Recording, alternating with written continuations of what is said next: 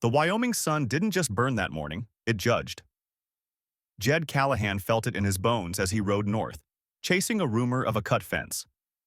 The land stretched wide and silent, too silent, the kind of stillness that comes before something goes wrong. His mare twitched under him, ears flicking toward a sagging barn half swallowed by weeds. Jed hadn't thought about that place in years, but the air around it felt wrong. Then he heard it, a sound that didn't belong, a faint, broken whimper. Human. Every instinct told him to turn back. This wasn't his business, but the sound came again, sharper this time, like a soul splitting in half. He swore under his breath, swung down from the saddle, and pushed open the warped barn door. Dust floated in the shafts of light. The air stank of old hay and blood. And then he saw her. A woman lay half buried in straw, wrists and ankles bound with coarse rope. What was left of her dress clung to her like a second skin, soaked in sweat, dirt, and crimson.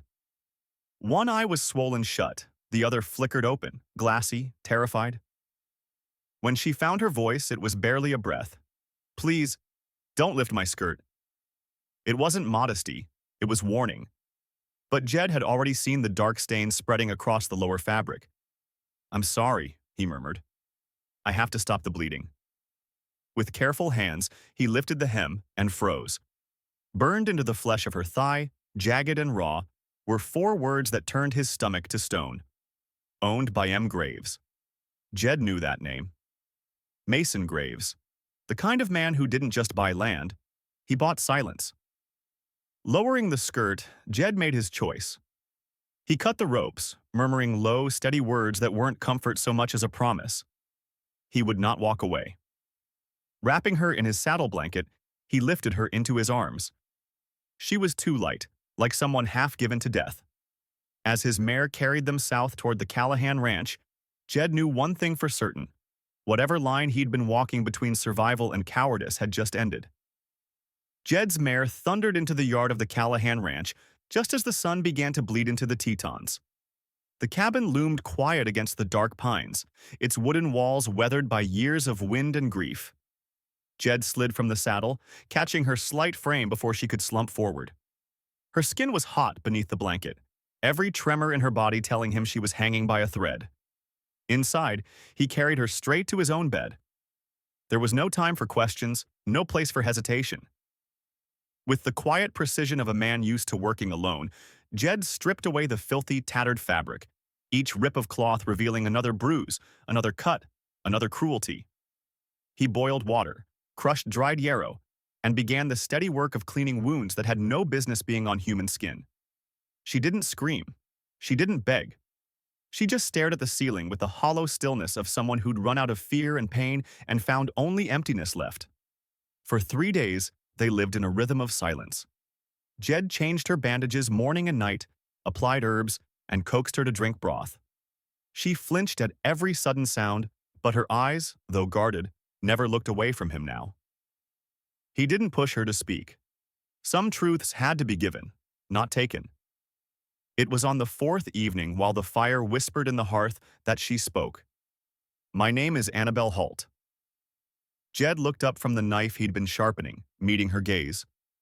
She was propped up by pillows, hair still matted in places, cheeks pale but eyes clear. "Annabelle," he said quietly, as if the name itself might break her. "I was born just outside Cheyenne. My father brokered cattle. I worked part-time in the land survey office." Her voice cracked, but she forced herself to keep going. "One day, an old rancher came in, Mr. Abernathy. He was confused, said his land had been stolen. County records said he'd sold it, but he hadn't. I saw the original deeds. I saw the forgeries." Jed's jaw tightened. He didn't interrupt. "I mentioned it to one of the clerks. He told me to keep quiet, that Mason Graves had ears everywhere." She swallowed. "I didn't listen. They came for me at night. 2 men. I never saw their faces. They wanted to know who else I'd told. I hadn't told anyone, but they kept asking, kept cutting." Her hand drifted to her thigh, to the brand beneath the bandages. "That was his idea. Graves. So I'd always remember who owned me." Jed's grip on the knife handle whitened. He had heard enough stories about Graves to know the man's cruelty wasn't rumor. It was habit. "They left me in that barn thinking I'd die slow," she whispered. "If you hadn't found me—" She didn't finish. She didn't have to. Jed set the knife aside, stoked the fire just to have something to do with his hands. His mind burned with a rage so cold it felt like steel in his bones. When he spoke, his voice was low. "Graves killed my wife." Annabelle looked at him, unblinking. She rode into town to confront him over grazing rights. Had all the documents to prove we owned the land. She never came back. They called it an accident. Said her horse slipped. I knew better. He leaned back, staring into the flames. I didn't go after him. Because I wanted to stay alive. Because I was a coward. You're not one now, Annabelle said simply. For a long moment they sat in silence, the firelight catching the hard lines of their faces. The next morning, she asked to step outside.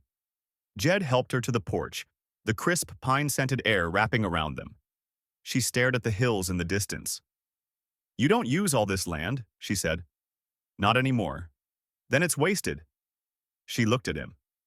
Land like this doesn't just give you a place to live. It gives you a place to fight from.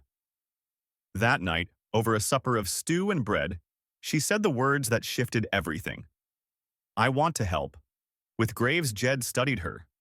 You know what that costs. I already paid, she tapped her thigh. And I have proof, deeds, ledgers. I mailed them to myself before they took me. He leaned forward. Where? A Dropbox in Cheyenne. Then we go. She blinked. We? You're not doing this alone. They didn't speak of it again that night, but the decision hung in the air like the first scent of rain before a storm. At dawn, they saddled 2 horses. Jed's mare for him, a sturdy bay named Penny for her. She was still weak, but her jaw was set. They rode under a pale sky, frost crunching beneath the hooves, the world holding its breath. Jed didn't know what waited for them in Cheyenne, only that this time he wouldn't turn away. Not from Graves. Not from the truth. If this story gripped you, if you felt the dust, the silence, and the fire in these characters' hearts, don't let it end here. Hit like to let us know it's worth the fight. Subscribe so you don't miss what happens when they ride into Cheyenne. And share this tale with someone who still believes in standing up when the world says, sit down. Because out here, in the Wild West, stories like this aren't just entertainment. They're a reminder. Justice only lives if we keep it alive. They left the Callahan Ranch under a pale, bruised dawn, the frost crunching beneath the hooves of 2 horses. Jed rode ahead, eyes scanning the ridgeline, every muscle coiled in quiet vigilance. Annabelle followed on Penny, her back straight, despite the stiffness in her legs. The wind tugged strands of hair loose from her scarf, and though she said nothing, Jed could feel the heat of her resolve like a second sun rising behind him. The road to Cheyenne was a hard one. 3 days if they kept steady, longer if trouble found them. Trouble usually did. The first day passed in sparse conversation, just the creak of saddles, the steady breath of the horses, and the occasional snap of a twig under hoof. Jed caught himself glancing at her more than once, not to measure her strength, but because he saw something in her that reminded him of himself, before he learned how to bury every feeling that mattered. That night, they camped near a dry creek bed, building a small fire hidden from the open plain. Annabelle gathered kindling, her limp subtle but not invisible. Jed didn't comment. He understood the kind of pride that burned hotter than pain. When the fire settled into embers, he handed her a tin cup of coffee. You sure you're ready for this? He asked. She nodded without hesitation. Been ready since the night you found me. You ever think about running instead? All the time, she admitted. But it's not about fear anymore. It's about not letting him decide who I get to be. Jed stirred the fire with a stick, his voice low. He marked you like property. Her jaw tightened. Then I'll burn the deed. The next day, the hills began to flatten, the horizon stretching wider, less forgiving. Telegraph poles rose like crooked sentinels along the routes. They stayed off the main roads, cutting through narrow passes and abandoned ranch lanes to avoid unwanted eyes. Late in the afternoon, they passed a lone rider going the opposite way. His gaze lingered on them too long, but he said nothing. Jed kept them moving until the man was a speck on the horizon. That night, the wind picked up, rattling the branches above their camp. Annabelle sat sharpening her knife, the scrape of steel on stone rhythmic, deliberate. "You ever killed a man?" she asked suddenly. "Yes," Jed replied. "Does it stay with you?" "Every day," he said after a pause, "but less when you know you did it for the right reason." "And when you're not sure?" Jed didn't answer. Some questions didn't have clean endings. They reached Cheyenne by late morning on the third day, slipping in from the east beneath a quilt of low gray clouds. The city bustled, wagons creaked over uneven streets, traders barked prices, children darted between horses. Jed kept his hat brim low, his coat collar high. Annabelle's scarf hid the faint bruises still fading along her neck. She led him 3 blocks north to a small, dusty post office tucked between a saddler and a butcher. Inside, the clerk, young, thin, ink-stained fingers, flipped through a ledger until he found her name. "Been here a while," he said, retrieving a small parcel wrapped in brown paper. "Almost sent it to dead letters." Annabelle took it, her hands trembling slightly, but she didn't open it yet. They left quickly, slipping into a narrow alley. Jed cut the string with his pocket knife, peeling away the paper to reveal 3 folded deeds, a letter, and a small black ledger. Annabelle pointed to the pages. "This one's the original for the Abernathy Ranch. That signature's his real one. And here, this is what Graves filed a week later. You can see the forgery line. This ledger has names, bribes, land he's stolen. Enough to ruin him if it gets to the right people." Jed's jaw tightened. "Which means he'll kill to keep it quiet." Before she could respond, a voice echoed from the mouth of the alley. "Well, hell. I didn't think you'd be stupid enough to come back." Rye Tolbert stepped into view, sunburned and smiling like a man who thought the ending was already written. 2 more of Graves' men slid out from the shadows behind him, their hands resting easy on their weapons. Jed moved in front of Annabelle. "You know I won't hand her over." Rye's grin widened. "Didn't think so." His hand twitched toward his gun, but Jed was already moving. The alley erupted in gunfire, the first shot thundering off the brick. Rye staggered back, clutching his side. Jed pivoted, firing again at the second man, catching him in the shoulder. The third man lunged, crashing into Jed with the force of a charging bull. They hit the ground hard, Jed's revolver skidding out of reach.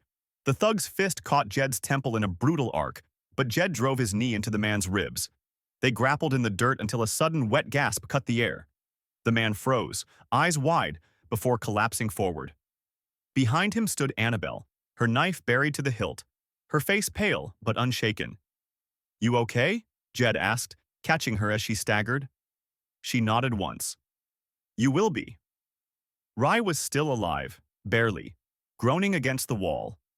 Jed retrieved his revolver and crouched low. "Who sent you?" Rye coughed blood, grinning through the pain. "Who you think?" "He know we're in Cheyenne?"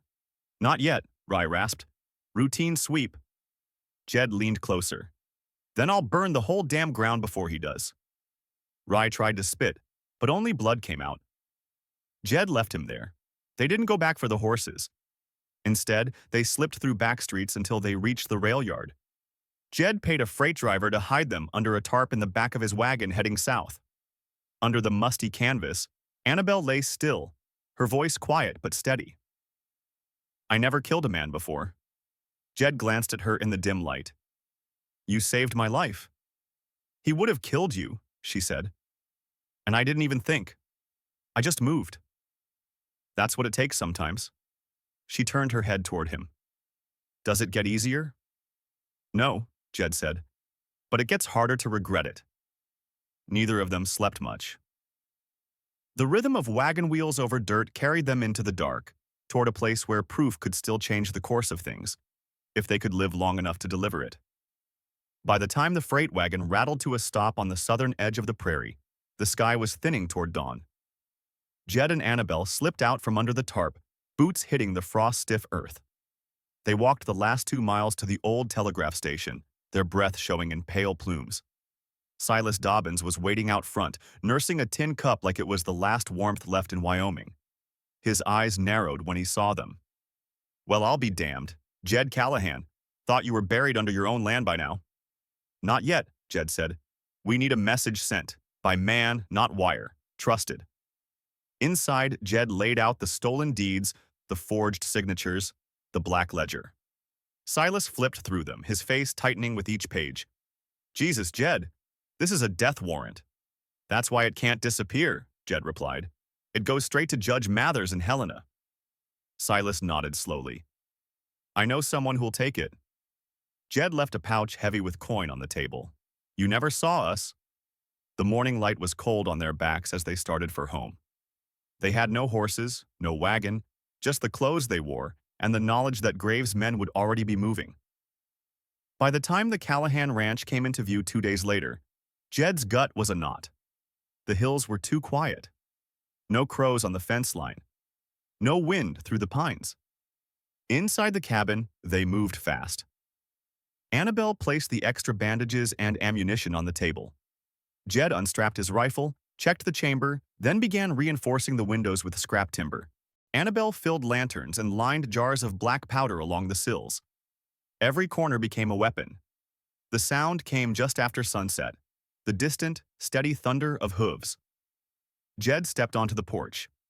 3 riders emerged under the bruised moonlight, their shadows long against the yard. The man in the middle was unmistakable, Mason Graves, dressed in black like the color could make him righteous.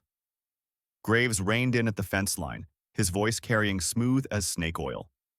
Jed Callahan, I expected you to run. Figured hiding behind a girl would suit you. Jed didn't move. You come for words, or you got bullets to back them up? Last chance, Graves called.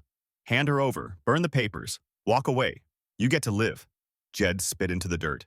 You don't make deals on my land. The smile vanished from Graves's face. He raised a hand. The first shot cracked the porch beam inches from Jed's head.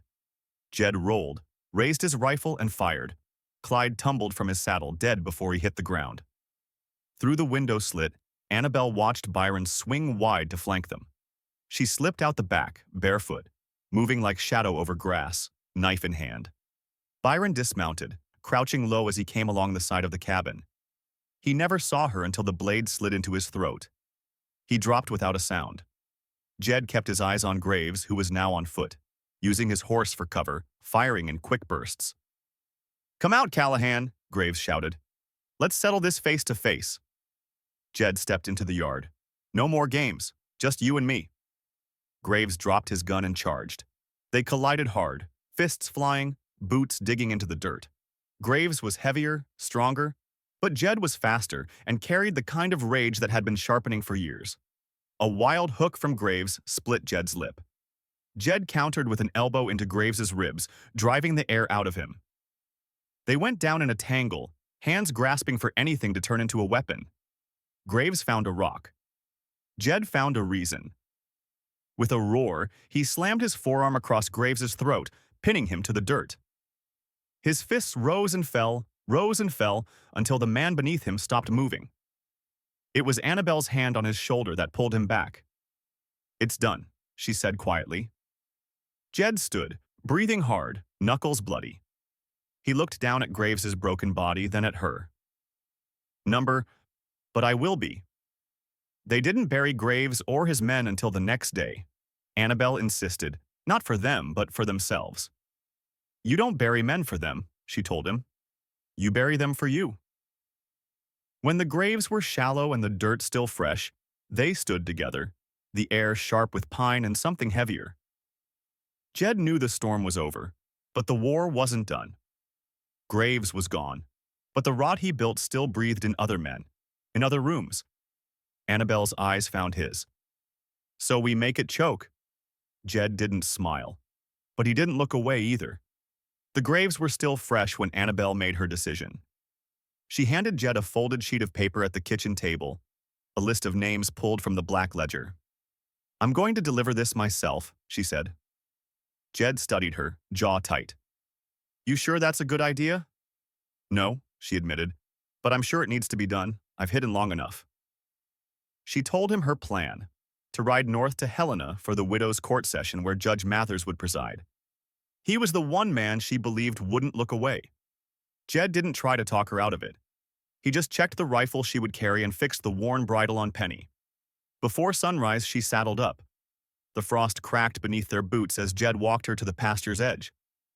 "You know the trails?" he asked. "I remember the maps," she replied, tucking the paper deeper into her coat. He handed her a small flask. "For the cold." She smiled faintly.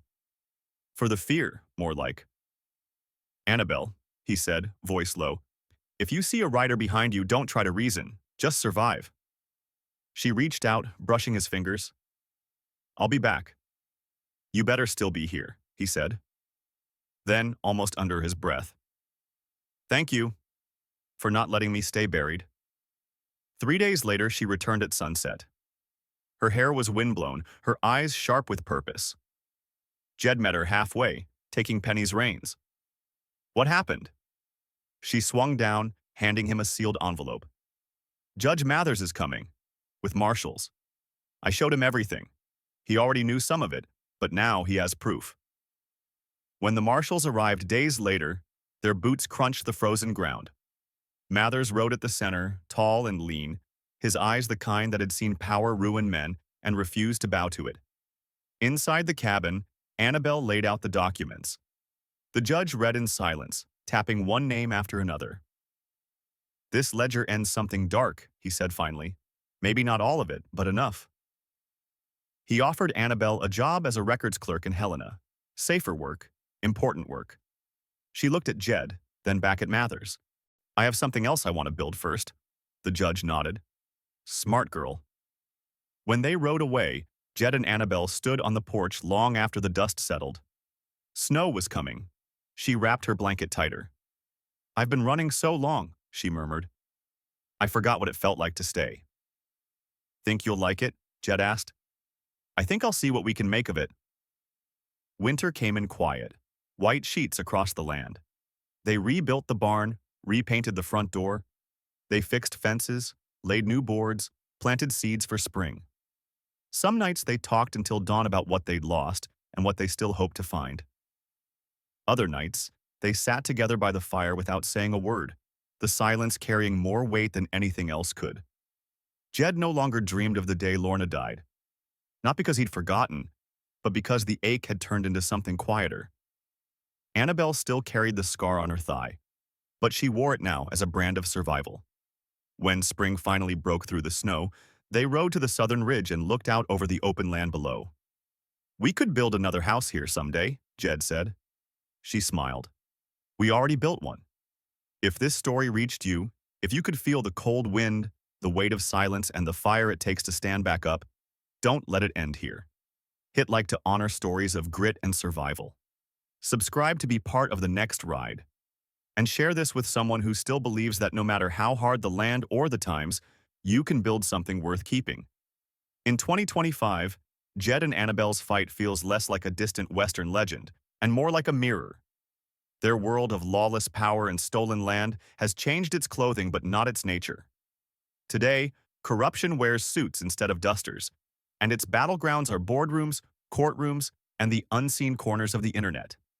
Yet the lesson remains. Silence is surrender, and survival is only the first step. What we gain from their story is the reminder that courage is not the absence of fear. It's choosing to act in spite of it. Jed and Annabelle teach us that even when the system is stacked against you, the fight for dignity and truth is worth every scar. If you believe their story isn't finished, stand with them now. Leave your voice in the comments. What should they do next? Ride further into the storm or finally build the life they bled for? Every thought, every show of support becomes part of the fight.